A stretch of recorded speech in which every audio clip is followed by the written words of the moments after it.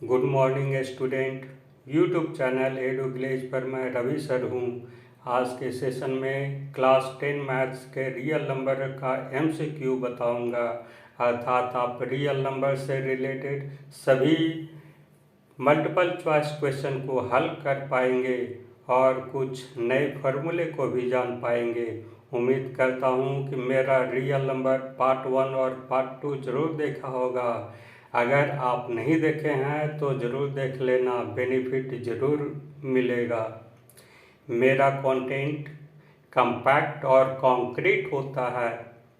अगर मैथ्स में 70% to 80% marks लाना है तो मेरा वीडियो ही काफ़ी है। तो चलते हैं डायरेक्ट वीडियो की तरफ। Question number 1, which of the following is the pair of को prime numbers.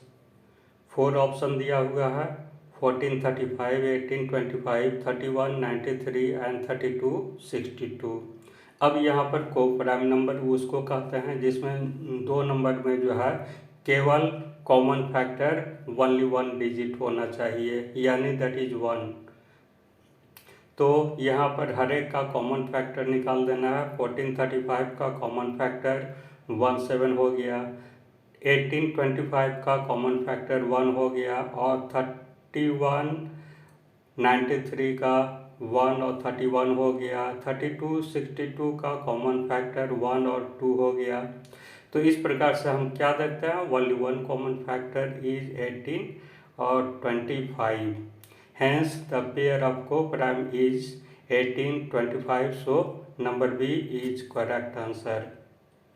Question number 2, if a equal to 2 square plus 3 cube into 5 to the power 4 and b equal to 2 cube into 3 square into 5, then HCF of a and b equal to what? Option 4 option है दिया हुआ, 90, 180, 360 and 540। तो HCF निकालने के लिए हम क्या करेंगे, सभी का जो है सो जो कॉमन नंबर है उसका मिनिमम पावर हम ले लेंगे, कॉमन पावर ले लेंगे, क्या हो सकता है वो। और एलसीएम निकालने के लिए जो है सो मैक्सिमम पावर लिया जाता है, तो इसलिए HCF equal to 2 to the power 2।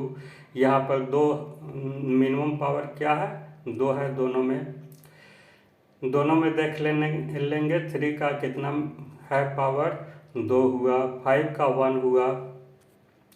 तो इस प्रकार से 2 into 2 into 3 into 3 into 5 that is 180 देखेंगे, ऑप्शन हमारा भी यहाँ सही है। तो this is the right answer. Question number 3, LCM of 2 to the power cube into 3 into 5 and second number is 2 to the power 4 into 5 into 7 each. Number A 40, number B 560, number C 1120, number D 1680। So यहाँ जो है दो number दिया हुआ है, तो LCM find out करना है। एलसीएम में क्या करेंगे, सभी का जो है सो ग्रेटेस्ट पावर को मल्टीप्लाई कर देना है। तो यहाँ पर हो गया 2 का ग्रेटेस्ट पावर हमारा क्यूब है, इसलिए 2 to the power क्यूब हो जाएगा, इंटू 3 इंटू 5 इंटू 7, यानी 1680 आया। इसलिए यहाँ पर डी ऑप्शन जो है हमारा करेक्ट है। Question number 4, the HCF of the two number is 27 and there LCM is 162।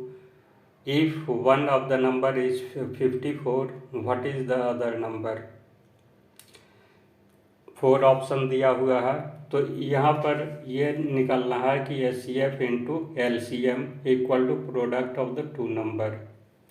तो प्रोडक्ट ऑफ टू नंबर यानी first number and second number, तो सेकेंड नंबर इक्वल टू क्या हो जाएगा, L C M into H C F divided by first number. तो वही काम करेंगे, लिखना है other number it means the second number equal to HCF और LCM हो गया डिवाइडेड बाई 54। इसको कैलकुलेट करेंगे तो हमारा आएगा 81, इसलिए ऑप्शन डी हमारा यहाँ करेक्ट है। Question number 5, what is the largest number that divides each 70 and 125, leaving remainder 5 and 8 respectively.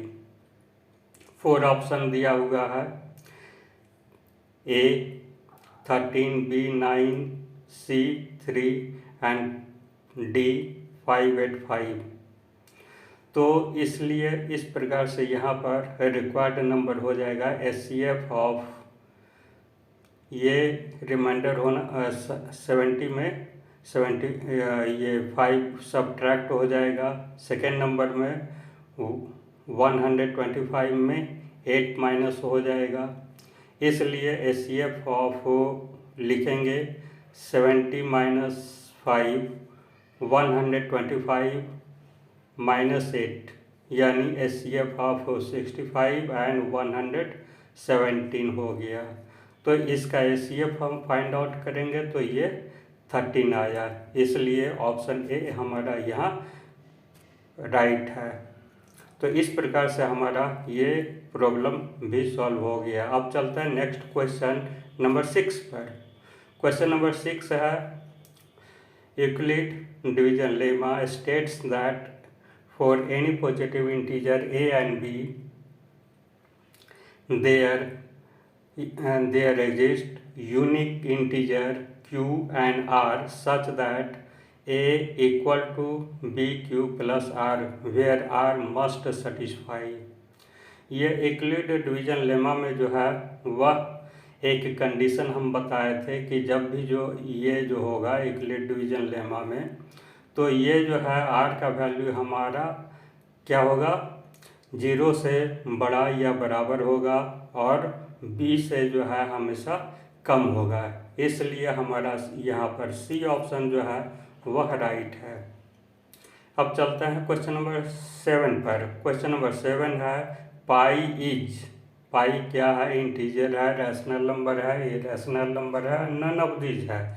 तो ये जो है पाई जब रहेगा तो वो इरेशनल नंबर हो जाएगा, 22/7 रहेगा तो वो रैशनल हो जाएगा, इसको याद रखना है। अब क्वेश्चन नंबर 8 है, 2.13 113 1113 11113 एंड सो ऑन। इस प्रकार से हम क्या देखते हैं, ये रेगुलर फॉर्म में जो है सो ये 3 है, यानी बीच में 1 जो है वह असेंडिंग ऑर्डर में इंक्रीज कर रहा है। जब ऐसा केस रहेगा तो हम सीधे जो है ये रैशनल नंबर पर टिक लगाएंगे, तो नंबर सी ऑप्शन यहाँ राइट होगा। तो next question, which of the following rational number is expressible as terminating decimal. Number A this, number B this, number C this and number D this.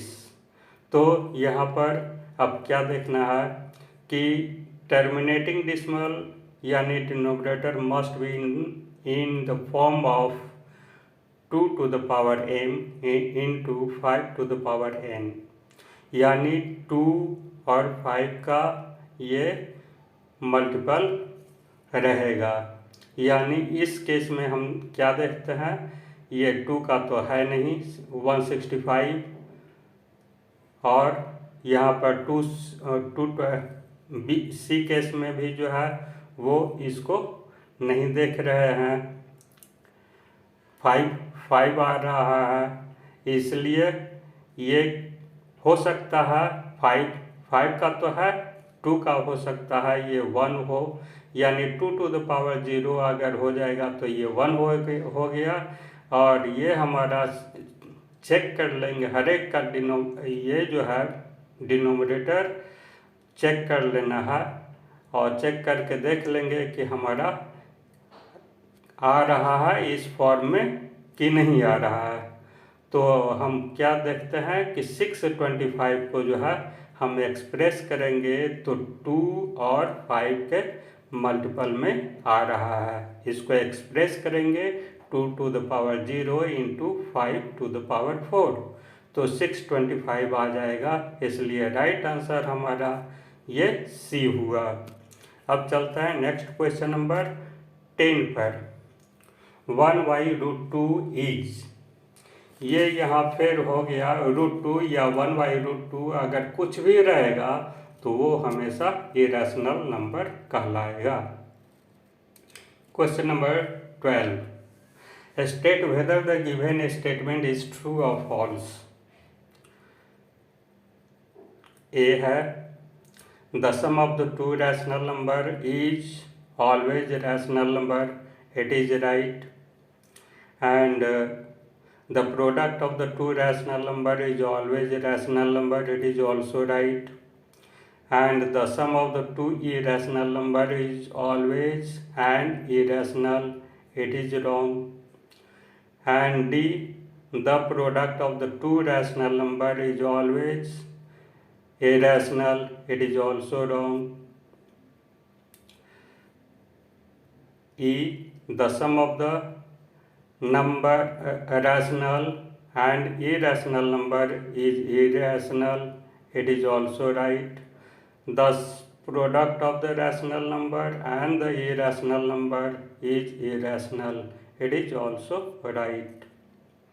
Question number 12, if the rational number AYB has terminating decimal expansion, what is the condition to be satisfied by B?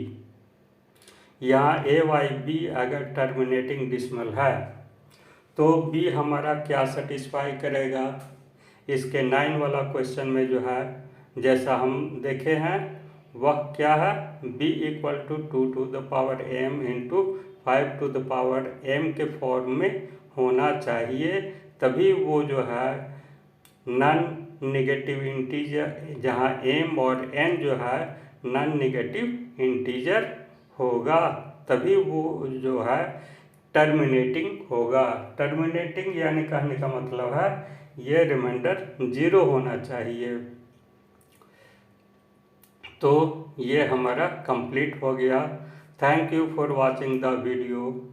Subscribe and like it, share the video to your friends to get knowledge in mathematics. Have a nice day.